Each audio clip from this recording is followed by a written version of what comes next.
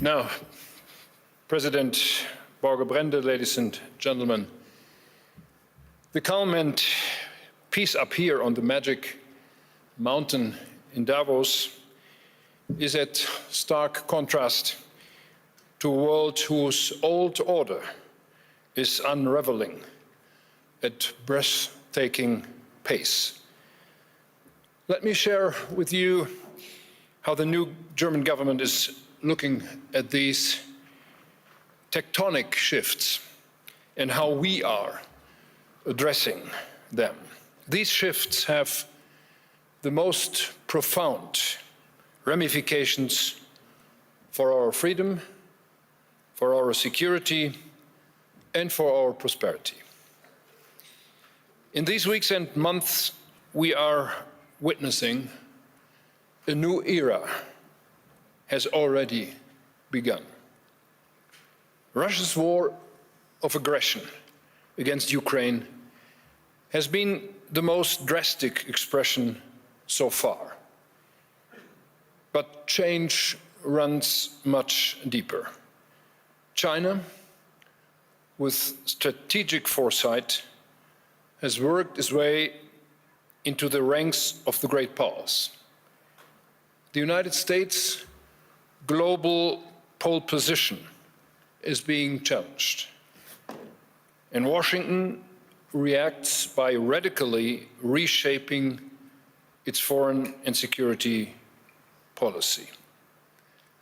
We have entered a time of great power politics. The international order of the past 3 decades, anchored in international law, has always been imperfect. Today, its very foundations have been shaken. This new world of great powers is being built on power, on strength, and when it comes to it, on force. It's not a cozy place. We do not have to accept this new reality as fate. We are not at the mercy of this new world order. We do have a choice. We can shape the future. To succeed, we must face harsh realities and chart our course with clear-eyed realism. 2 days ago, Mark Carney said in this hall from this place, we must no longer rely only on the power of our values. We must also recognize the value of our power. I share that view. And when I look into this room, into this hall, I want to say most of us share it. And that is a good starting point. European friends, if I may say so, our power today rests on 3 pillars: our security, our competitiveness, and our unity. First, we must invest massively in our ability to defend ourselves, and we are doing this. Second, we must rapidly make our economies competitive, and we are doing this. Third, we must stand closer together among Europeans and among like-minded partners. We are doing this. As we forge ahead, we must never forget one thing: a world where only power counts is a dangerous place. First for small states, then for the middle powers, and ultimately for the great ones. I do not say this lightly. In the 20th century, my country, Germany, went down this road to its bitter end. It pulled the world into a black abyss. So let us bear in mind, our greatest strength remains the ability to build partnerships and alliances among equals. based on mutual trust and respect. I remind you, after 1945, the United States of America inspired us Germans to embrace this logic. On this foundation, NATO became the strongest alliance in history. This is why we hold true this idea. Now, in recent days, the United States administration has vehemently demanded greater influence in Greenland. Washington has argued that this is an imperative to counter security threats in the High North. We welcome that the United States is taking the threat posed by Russia in the Arctic seriously.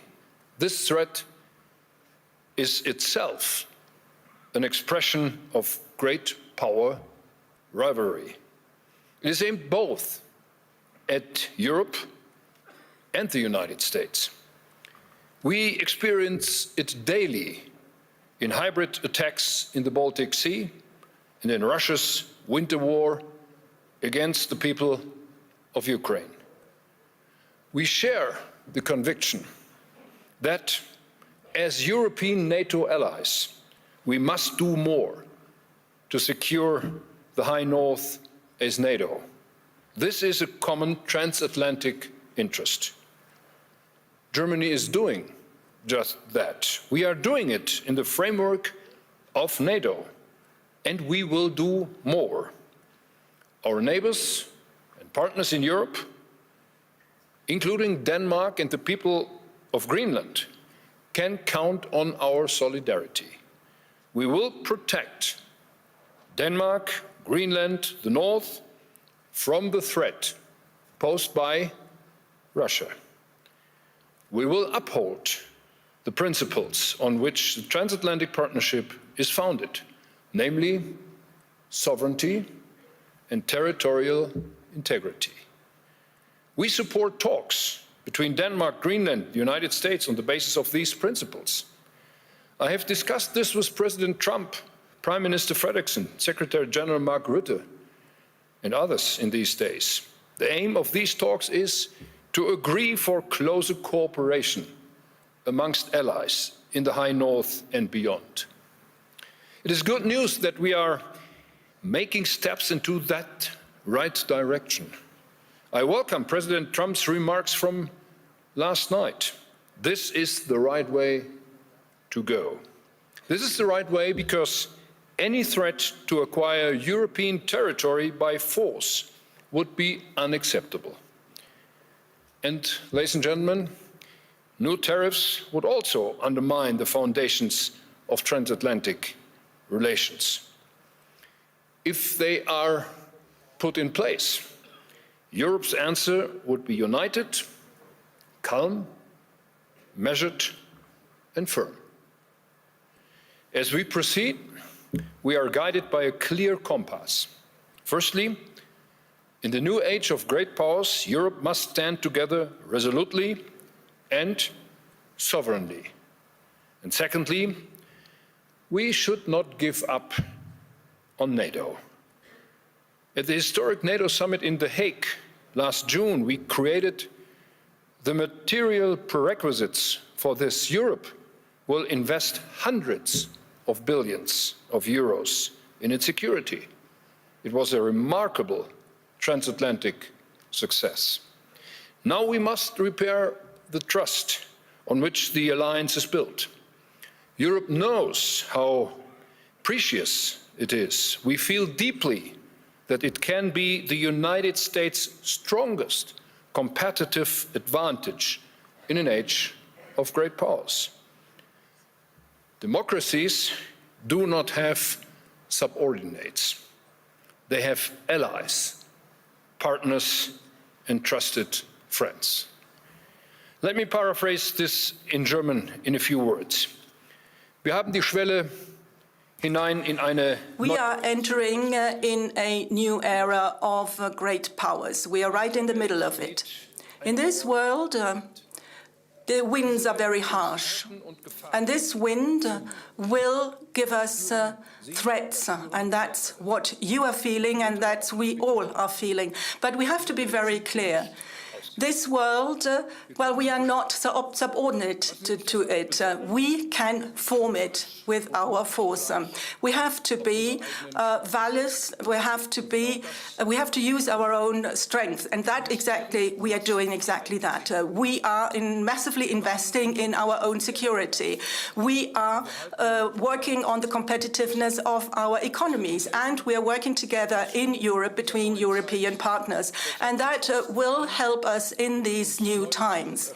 And this will open up new doors and will give new opportunities for all of that. And as far as our sovereignty is concerned, we will uphold that firmly with our neighbors, and our neighbors can build upon our solidarity. And although it's frustrating over the past few months to see the development of this transatlantic partnership, but we have to uphold it. And I would like to claim the principle of hope. And we as Europeans, we know how important it is to have that trust in NATO. And in this era of great powers, the US will also have to count on that trust between us. And that is our main competitive advantage for them and us. Dictators might have subordinates, but we have to be partners and reliable friends. And that is a sentence that will form the basis of our work, and we will work hard on it, that will not be forgotten. The government set two goals. First, Germany has to regain economic strength. Second, we want to make Europe a key player again in global politics, economically, and particularly in defense. We need to be able to defend ourselves, and we need to do so fast. These goals are complementary. Economic competitiveness and the ability to shape global politics are two sides of the same coin. Germany can only lead the way in Europe if we are economically strong. And Europe's geopolitical influence and our defense capability largely depend on the continent's economic momentum. Ladies and gentlemen, our policies now need to be exceptionally ambitious and courageous. We must make progress in 4 simultaneously areas. We must continue supporting Ukraine in its fight for a just peace. We must become capable of defending ourselves on our own in Europe. We want to reduce dependencies that currently make us vulnerable. And fourth, we want to ensure that our economy can tap into its full potential for innovation and growth. This will only work if we work together as one European Union. And be assured, Germany pledges to take a special responsibility here. That is why we decided right at the start of my tenure to increase Germany's defense spending up to 5% of GDP. That is a huge increase. Boosting our military capabilities means to assert our sovereignty. By systematically strengthening our defense, we are reducing our economic and technological dependencies. And there is no room for isolationism and protectionism in this agenda. Instead, we are talking about strategically coordinated ties worldwide. Europe's trade ambitions are crystal clear. We want to be the alliance offering open markets and trade opportunities. We want to strengthen the rules for fair trade and level playing field. Europe must be the antithesis to state-sponsored, unfair trade practices, raw material protectionism, tech prohibition, and arbitrary tariffs. Tariffs, again, have to be replaced by rules and those rules need to be respected by trading partners. On this, the EU is making great progress. Mercosur has been signed. And by the way, I deeply regret that the European Parliament has put another obstacle in our way yesterday. But rest assured, we will not be stopped. The Mercosur deal is fair and balanced. There is no alternative to it if we want to have higher growth in Europe. And most likely, this agreement will provisionally be put in place. In a few days' time, the President of the European Commission will travel to India to establish the principles of a free trade agreement between the subcontinent and the European Union. I was in India a week ago, and I have no doubt whatsoever that the era of great powers presents an opportunity for all of us and for all countries that favor regulations above arbitrary rule and see greater benefit in free trade than in protectionism and isolationism. And Europe is joining forces with new partners, as you do see in our efforts to finalize trade agreements with Mexico and Indonesia. In order to make best use of these new partnerships, we need to put our house in order at home. We are aware of those problems. Both Germany and Europe have wasted incredible potential for growth in recent years by dragging feet on reforms and unnecessarily and excessively curtailing entrepreneurial freedoms and personal responsibility. We are going to change that now. Security and predictability take precedence over excessive regulation and misplaced perfection. We must reduce bureaucracy substantially in Europe. The single market was once created to form the most competitive economic area in the world, but instead we have become the world champion of over-regulation. That has to end. I have therefore mobilized EU leaders to convene for a special summit on February 12, at which we intend to set the course. Giorgia Meloni and myself, we have formulated a set of proposals we would like to see addressed. Amongst them are some new ideas.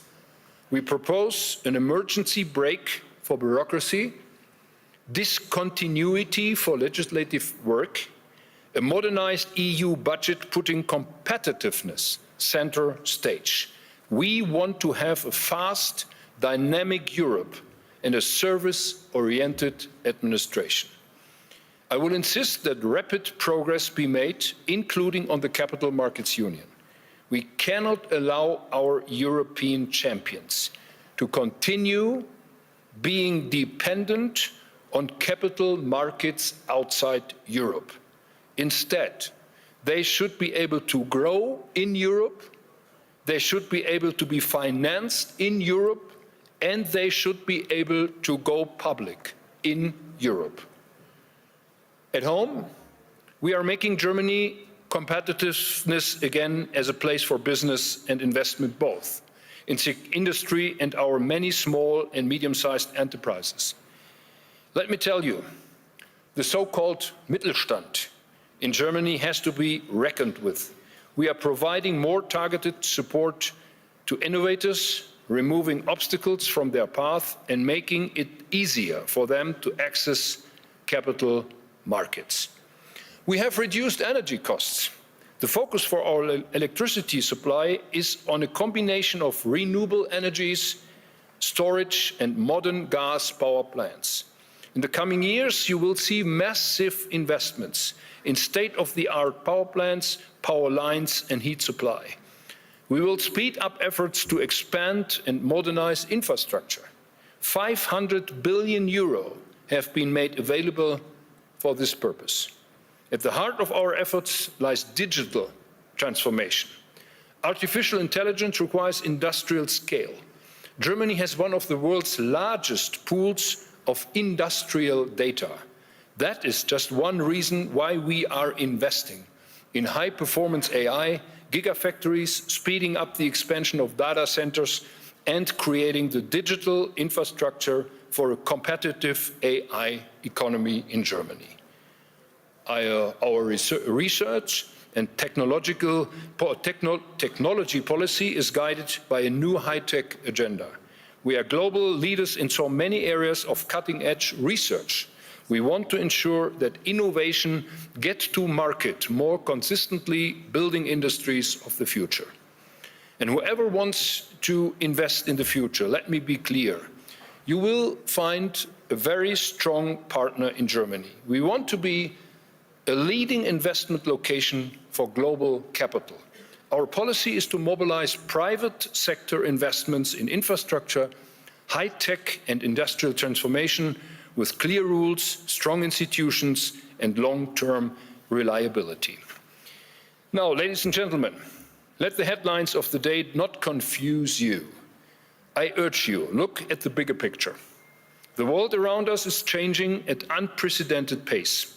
The direction it takes must worry us. A world of great powers is a new reality. Europe has gotten the message. Germany has as well gotten the message. We must and will live up to these challenges. My government will do its homework and pursue an ambitious reform agenda revolving around security, competitiveness and European unity. Let us be inspired by what is maybe the most important lesson of enlightenment. Our fate is in our hands. It is in our responsibility and our freedom to shape it. This historic task lies ahead of us. Germany wants to play a key role in mastering it. Many thanks for your attention.